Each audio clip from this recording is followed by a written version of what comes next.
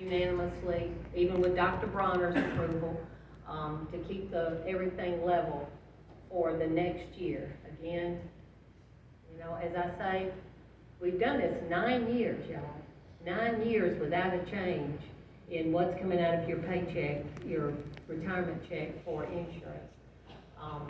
We're not gonna be able to keep doing it like this because of changes that are going on in the federal government that we have no say on. And I'm gonna let Bob address that. I thought I was just up here to look good.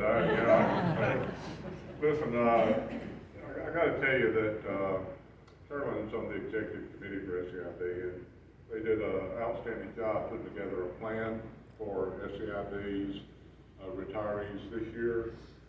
However, it had a few things that was of concern to me, and that was going to increase the premiums. And so, you know, we made sort of an impassioned plea to the board, explaining why retirees are so important to the state. I was really pleased that the governor mentioned that as well, because the reality of things is that this state is in good financial condition now, but for years past, there have been many situations where we're in crisis mode. During that period of time, it was the employees and not necessarily the leadership that made a difference. They made it work. It's hard work. They committed themselves to do that. A lot of times there were no pay raises, there was no hiring replacements to staff, but people like Carolyn, in fact, brought solutions to the table and made the state viable financially.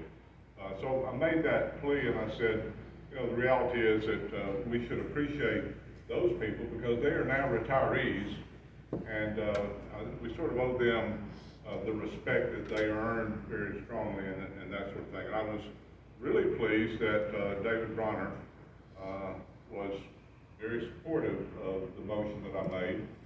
He and I had a little bit of a dialogue there, and there was one thing that he wanted to change. I was okay with that because we got what we wanted, and that is that there will be no premium increases for that. Now, Carolyn mentioned the Inflation Reduction Act of the federal government, and that's their attempt to say to us that we're going to pay less, right?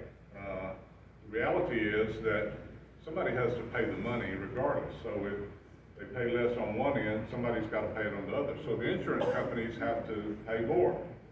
Well, guess what that means to us? It means our premiums are going to go up and we have to pay more as well. So our real challenge is going to be next year. This year we're going to be fine.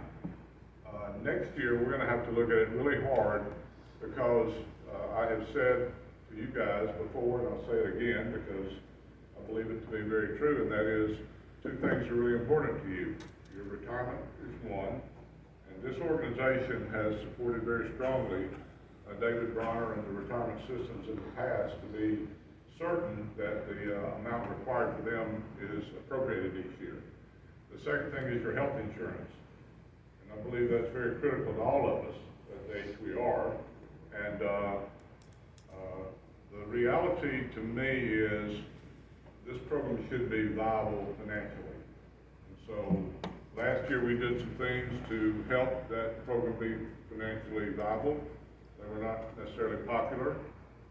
Took a dagger to my heart and made a motion to do those things, thinking that we had a plan that the legislature would fund. Legislature failed to fund that. And so, as I said at that meeting, all bets are off. You know, there is no plan. So we'll be looking forward to that next year. It's going to be difficult, and I don't want to put fear in anyone, but as Carolyn said, you haven't had an increase in premiums in a number of years. There's not many people that have not had increase in premiums. If you look at your automobile insurance and your homeowners, you realize exactly what I'm saying.